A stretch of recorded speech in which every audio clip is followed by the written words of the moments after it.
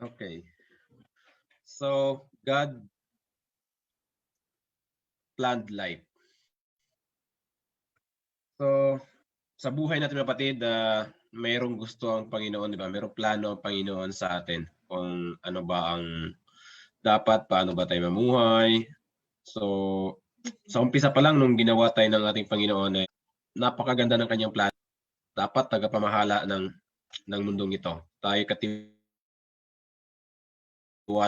So, napakaganda ng kanyang plano na tayo ay magiging katiwala niya tapos tayo ay malapit sa kanya. Maganda yung relasyon sa kanya, parating yung kasama. So yun yung original plan ng ating Panginoon.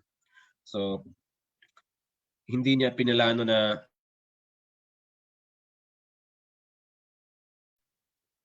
magkaroon ng maraming suliranin. Si Jesus Christ, pumunta siya dito sa lupa na nakaplano ng kanyang buhay. So nakaplano na kung anong gagawin niya. Ang kagandahan sa ating Panginoon ay sinunod niya yung plano ng Diyos. Siya ay sumunod, siya ay nagpasakop, siya ay nagpakumbaba. Talagang kung ano yung plano ng Ama para sa kanya ay sinunod niya. So tayo ay ganun din na may mga plano nga din sa atin. Bagaman tayo ay nagkasala na, tayo ay nahulog na, di ba? Nandito sa mundong magulo, kasalanan. Tayo ay nabago yung nature natin from perfect nature ngayon ay naging mahina na tayo. So kaya tayo nagkakasala. Pero meron pa rin siyang plano para sa atin.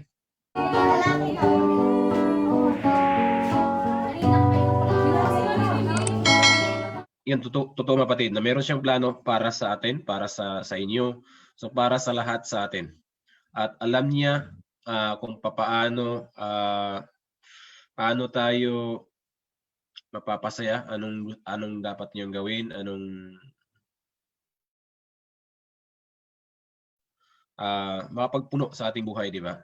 Ano ang makaka-fulfill sa ating mga desire at paano natin mahahanap yung so alam po ng ating Panginoon yun. Ang problema lang mga kapatid minsan or siguro hindi lang minsan ay kadalasan parang ano yun? Pusa yata.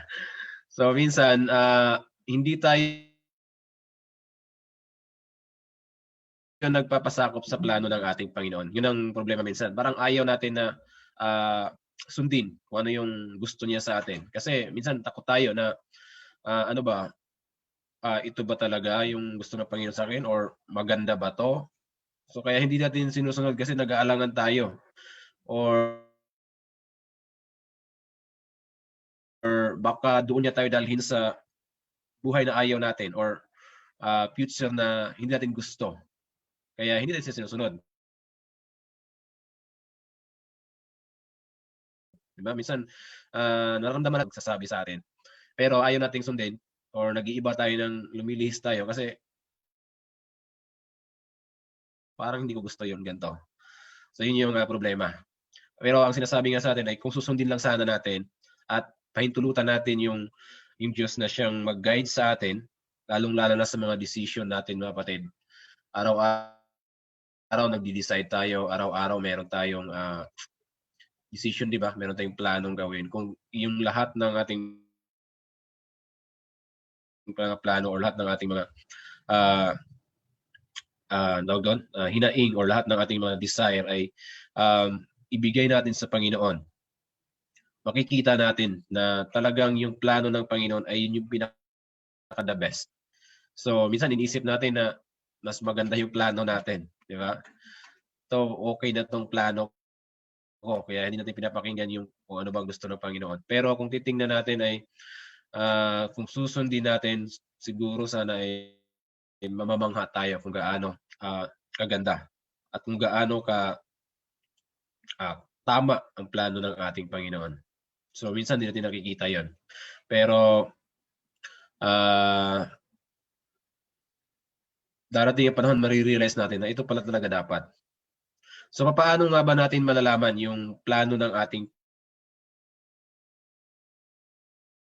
Panginoon sa buhay natin, di ba? Dali. Paano natin nga masasabi na ito na yun or baka hindi ito. So meron tayo ditong 4 steps paano natin malalaman or paano natin matutunan yung pagsunod sa pangunguna ng ating Panginoon. So sabi dito sa una nga ay, how can you know God's plan for your life? Okay, parang hindi ko makita.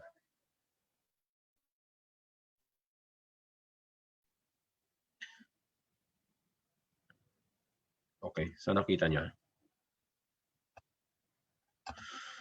So paano natin malalaman ang plano ng ating Panginoon? So kailangan nating alamin kung ano nga bang gusto niya, ano ba nga ba ang plano ng Panginoon? Ano bang magandang plano ng Panginoon sa ating buhay? So meron siyang magandang plano para sa atin, mga kapatid. Una, ay siyempre kailangan nating tanungin natin ang Panginoon or manghingi tayo ng guidance sa Kanya. Manghingi tayo ng wisdom para maintindihan kung ano ba ang gusto niya. Kasi mahirap, 'di ba? Hindi natin ma-identify nga kung nag-aalangan tayo, ano ba gusto ba ito ba ang kagustuhan ng Panginoon or hindi. Minsan sinasabi natin, decision pa rin naman natin yung sinusunod natin, 'di ba? Kahit mali yung gagawin natin is yun pa rin ang gagawin natin, pero sinasabi natin Panginoon ang bahala. So sabi dito, ask wisdom from God. So importante yung kapatid na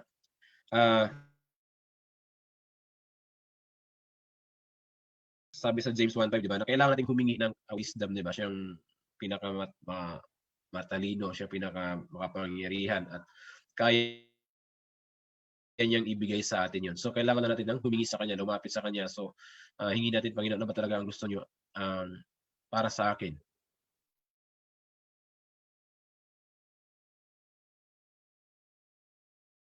Siguro kausapin natin siya ng masinsin. Hingi natin ng you. So lahat ng situation, lahat ng gagawin natin sa buhay, ng plano natin ay hihingi natin sa Panginoon. Tanungin natin siya kasi siya ang may plano para sa buhay natin, di ba? Pero siyang magandang plano. So, importante na i-consult natin ang lahat ng ating gustong gawin sa Kanya. So,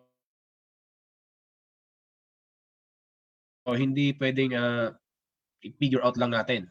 Pwede naman siguro i-figure out natin, di ba? Mayroong mga problem katulad ng mga problem sa school, mathematics problem. Pwede mo siyang i-figure out mag-trial and error ka. Pero imagine natin kung gaano ka hirap ang magiging impact niyan sa atin, di ba? Magta-trial and error ka, siyempre magkakamali ka. So, unlike kung ihingi natin sa Panginoon, kung siya yung mag-guide sa atin, isang best lang, hindi tayo mahihirapan kasi hindi tayo maka-experience ng failure. So, wag na nating i-try na i-figure out ng sarili lang natin, kundi isama natin ang Panginoon. Hingin natin yung Kanyang guidance. Ngayon, una ay humingi tayo ng wisdom, humingi tayo ng guidance sa ating Panginoon. So, pangalawa ay, anong sabi dito? Tayo ay puno tayo ng pangaral.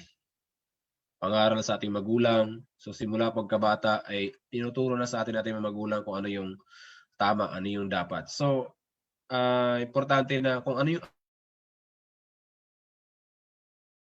alam nating tama ay ipamuhay natin, di ba?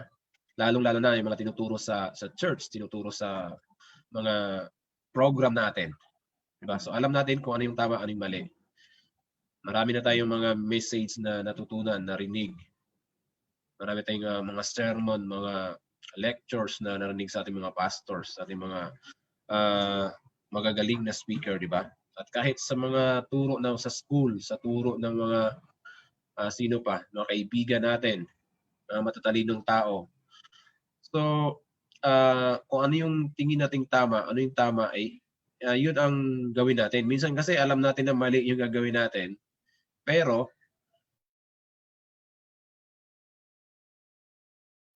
ginagawa pa rin natin. So dapat nating pwede na siguro 'to kahit medyo mali, di ba? So God can't lead you further if you aren't following the light you already have. So yun nga, walang magagawa ang Panginoon, walang magagawa ang Diyos sa atin kung hindi tayo susunod doon sa kung ano yung magtama, ano yung dapat. 'Di ba? Hindi niya tayo pipilitin kasi hayaan niya tayo mag-decide. So meron tayong freedom to decide. Kaya kung ano yung alam nating tama, which is alam ko na alam na natin. Siguro merong mga bagay minsan na di tayo sure kung yun yung tama natin gagawin. Pero sa best na pagkaintindi natin mga kapatid, i-weigh natin na kung ano yung dapat ay yun yung isa kabuhay natin o yun yung gagawin natin. Next is lesson. So, makinig tayo, di ba? Maraming paraan kung paano tayo makakapakinig.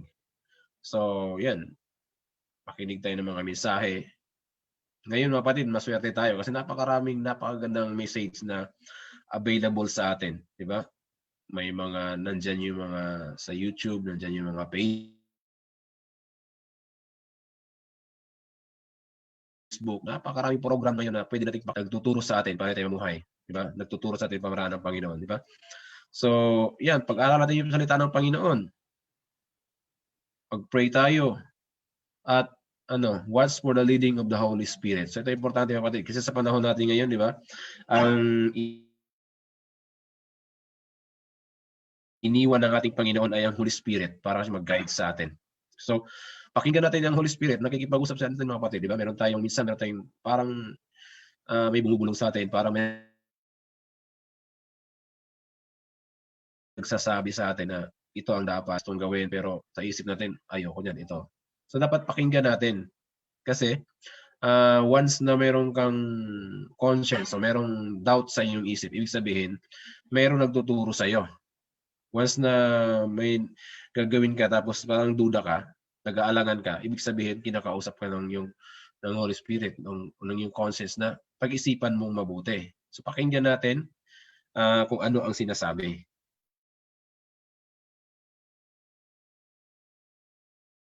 Consider natin. God will never lead you kasi gusto ng Panginoon talaga ay mamuhay tayo ayon sa kanyang character, ayon sa kanyang salita. Kaya kung pakikinggan lang natin, di ba yung sinasabi nating small teen boys, kung pakikinggan natin yan ay for sure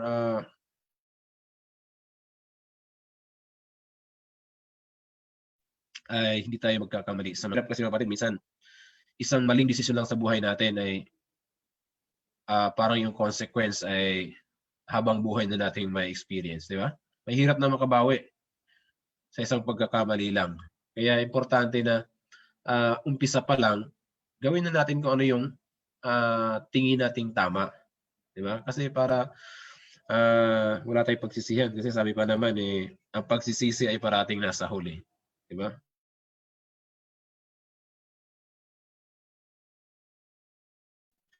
Walang pagsisisi na nauna kaya yung tama ay yun ang gagawin natin. At pakinggan nga natin yung mga nagtuturo sa atin, lalong-lalo na kung ang Holy Spirit yung sang nagbubulong sa atin. Tapos dito ay wait. So yun, wait. Minsan gusto natin express di ba? Uso kasi ngayon yung instant. Gusto natin online parati na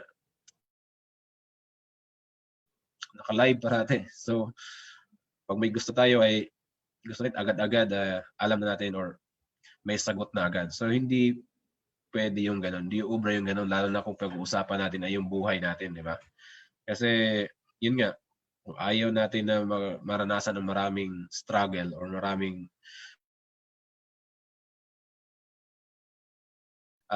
pain sa ating buhay ay kailangan nating hintayin natin yung guidance ng ating Panginoon. Di ba?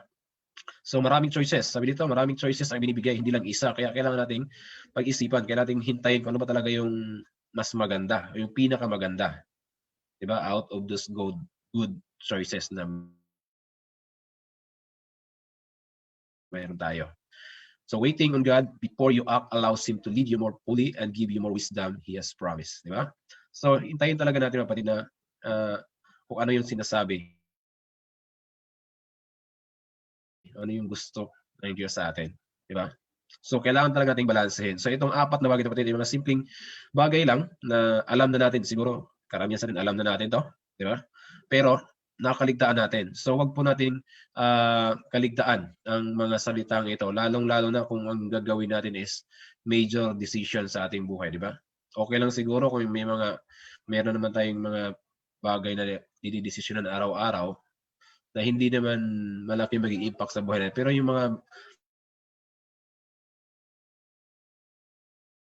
malalaking bagay, di ba? Yung ano pa, yung pananampalataya natin, yung trabaho natin, mga malalaking desisyon na gagawin natin sa buhay, ay kailangan nating tandaan or isipin itong mga bagay na ito. So hindi lang, kahit siguro sa mas maliliit na bagay ay pwede rin, mas maganda rin na sundin natin or gawin natin ito, kapatid. So yun nga, hingi natin sa Panginoon ng wisdom para ma-arrive natin desisyon. At alam natin kung ano yung tama, doon tayo. Pakinggan natin ang sinasabi ng Holy Spirit at hintayin natin yung tamang panahon. Huwag tayo masyado magmadali na naiisip mo na ngayon ay gagawin mo na agad, di ba? So, marami pa ng bukas. Hindi naman siguro life and death. Kung hindi naman life and death ay ang situation natin is wait tayo sa advice ng ating Panginoon. Take our time, di ba? So, syempre, pag life and death yung situation, huwag na tayong maghintay. Alam ko, instant din naman ibibigay sa atin yung guidance ng Panginoon. So, yan yung apat na pwede nating gawin sa ating buhay.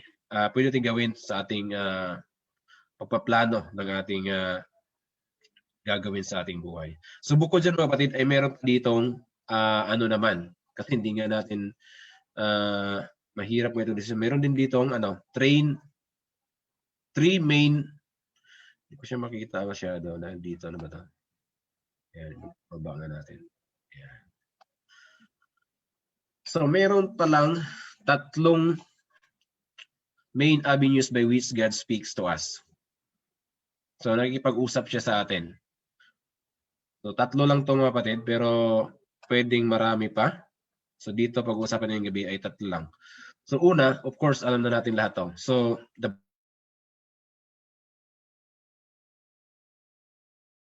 Bible. So, ito yung salita ng ating Panginoon. Sinadya niyang iiwan sa atin para maging guide natin sa ating buhay. So, di ba? Ano ba sabi sa ba't ayaw mo lang? So, anong sabi ni David? David. Si David niya, sa Psalmist, di ba? Anong sabi niya? So memorize natin lahat ng mga kapatid. So, Psalms 119, 105, the word or your word is a lamp unto my feet and a light. So, paano tayo, ang pinag-usapan natin yung plano sa ating buhay, paano natin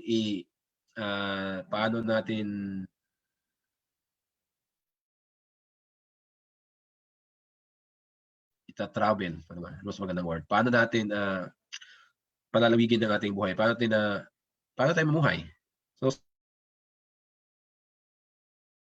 sabi dito, David, ay yung salita ng Panginoon siya ay isang hari, isang matagumpay na tao. Pero ang sabi niya dito, bumalik pa rin siya sa salita ng ating Panginoon.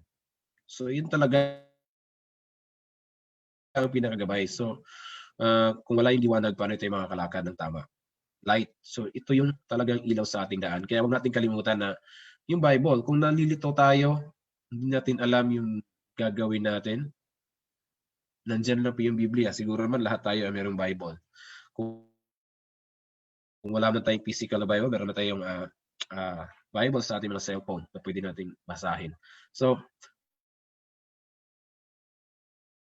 pag-aralan po natin, basahin natin ang salita ng Panginoon kasi nandiyan na po lahat, kapatid, sa Biblia ay lahat ng pwedeng ituro ay nandiyan na po. Lahat ng kaalaman, lahat ng experience, lahat ng pamamaraan ay nasa Biblia na po. At kung ito ay atin ngang pinag-aaralan, ay sigurado po, kapatid, na hindi tayo magkakamali sa ating mga desisyon. Ano pa ang sabi ni Paul dito? Sabi niya dito sa 1 Corinthians chapter 10 verse 11.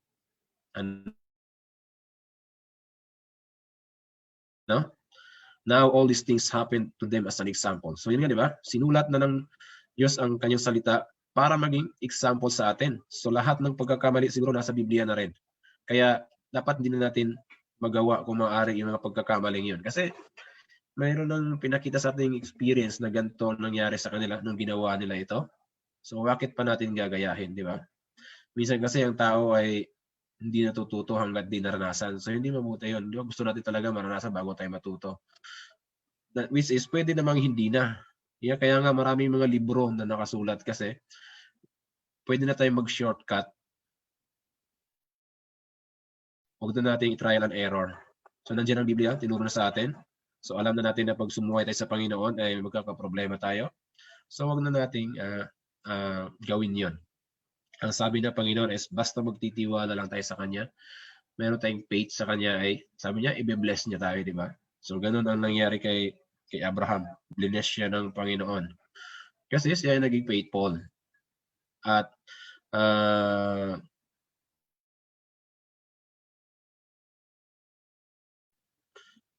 bagaman meron din siya pagkakamali, di ba? Kasi minsan nagkakamali din siya or meron din siya mga challenges sa buhay. Dahil nga minsan nagkakamali siya. So ganun din kapatid, tayo ay magkakaroon din challenges as once na tayo ay humiwalay sa ating Panginoon. So importante is kung nandun tayo sa parati sa Kanya, ay siya magtuturo nga sa ating paano mamuhay. So, yun nga, ang salita ng Panginoon ay talagang siyang nagre-renew ng ating kaisipan. Nagbibigay sa atin ng insight, di ba? Nagbibigay sa atin ng kaalaman. So, importante na ito yung parati nating binabasa, parati nating pinag-aaralan, di ba? Sana lang kapatid, yung Bible reading natin, di ko alam kung nasaan na tayo o tumigil ba tayo. Sana ituloy natin. So, although marami talagang kaagaw, di ba, ang salita ng Panginoon. Pero siguro at least one chapter a day or kung mas marami, mas maganda, 3 chapters a day. Magawa natin kapatid, sikapin natin umaga or sa gabi man yan. Importante na yung ating isipan. Magre-refresh kasi yan, yung mga experience na yan. Pag nabasa natin, marami po tayong mapupulutan. So, sabi nga dito, hindi lang yung random lang na text. Magbasa tayo at makakita tayo ng magandang ano. Di ba minsan gano'n, magbasa ka sa Bible, glance ka lang para makakita ka ng advice. So, hindi siya masyadong advisable. Ang mas maganda talaga ay pag-aralan ang salita ng ating Panginoon, di ba? Or basahin yung choices or mga situation na kailangan natin mag-decide, kailangan natin ng guidance, ay kusa pong lalabas sa atin yan. Di ba? Sabihin natin, parang nabasa ko to, parang naalala ko to na merong gantong sitwasyon sa Biblia at ganito ang kanilang ginawa. So, di ba? Ibubulong sa atin ng ating Panginoon kung anong gagawin. Di ba? Sabi nga ni sino ba yun? Si Pastor Zaid daw na anong ituturo sa iyo ng Holy Spirit o ng Panginoon kung wala ka namang nabasa. Di ba? Sabi doon, huwag ka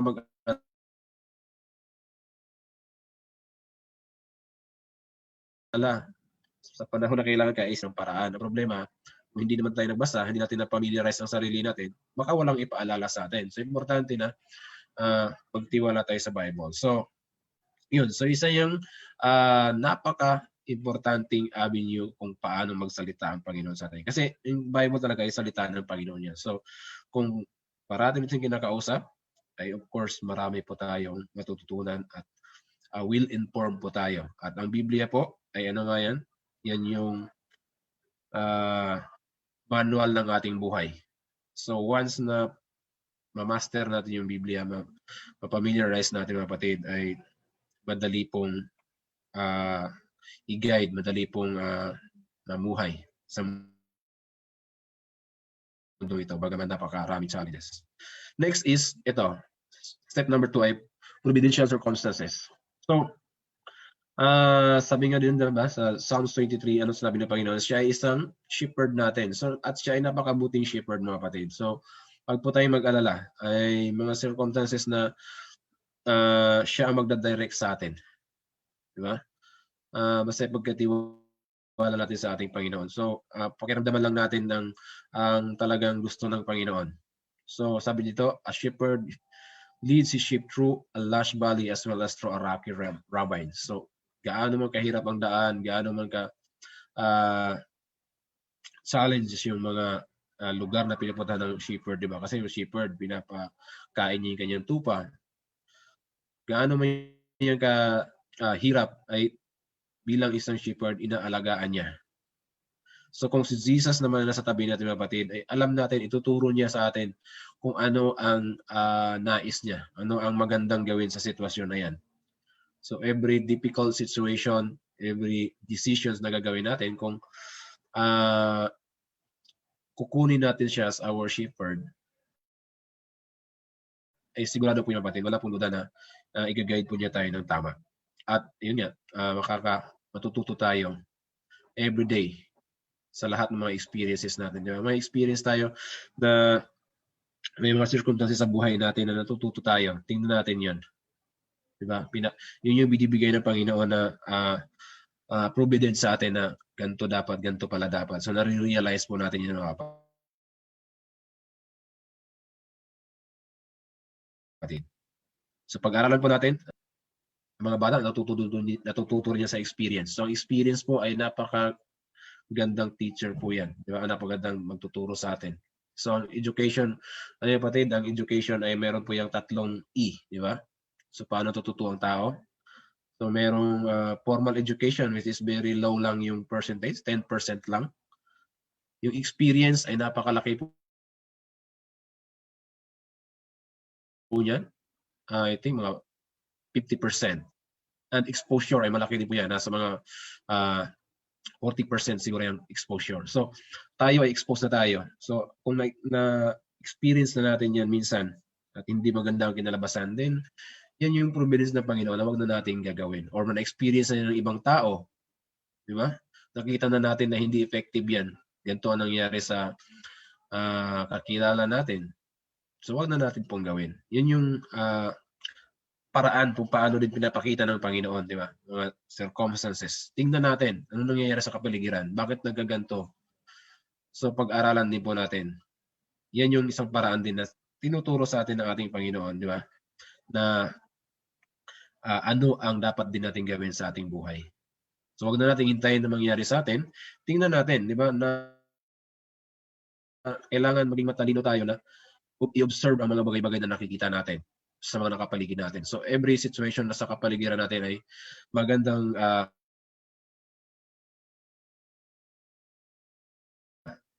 ano po yan, magandang okay. Pangatlo mga kapatid ay direct communication from God to our heart. So ito. So minsan, di ba, napag-usapan natin kanina, nagkipag-usap talaga ang Panginoon diretso sa puso natin. So yun nga, conscience natin, kinakausap tayo natin Panginoon, merong sinasabi, di ba? Kaya nagkakaroon ng doubts.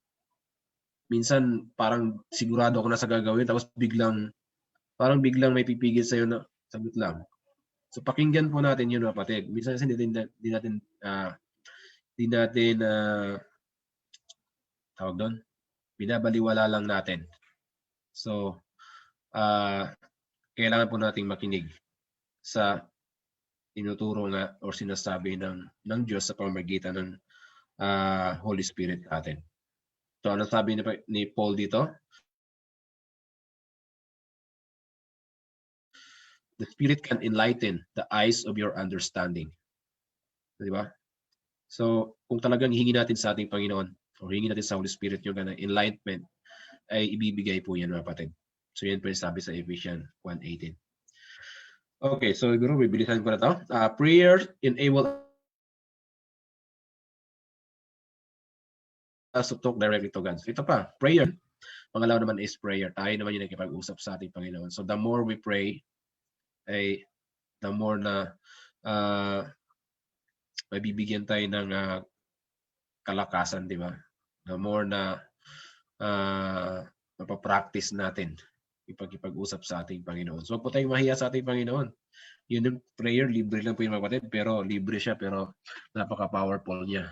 At ito yung magtuturo sa atin, guide sa atin kung ano ba ang nating gagawin, paano nga ba tayo mamuhay, paano natin ililib yung ating buhay sa mundong ito. So, ano pa sabi dito? He molds both our inner impression and our reasoning and judgment so we can see clearly the next steps we need to take, di ba? So, career man yan, pag-aaral man yan, business man yan mga kapatid, mas maganda na talagang ilapit natin sa ating Panginoon. Siya magturo sa atin, kausapin natin siya kapatid. So, every step na gagawin natin is talagang ipagtiwala natin sa ating Panginoon. So, ayun po kapatid. Siguro last mga kapatid ay ito. Sabi ni Jesus ay, so John chapter 8, verse 28 and 29, I do nothing of myself, but as my Father taught me. I speak these things. I always do those things that please Him. So yun po, si Jesus Christ nga, ang kanyang buhay ay planado sa mundong ito.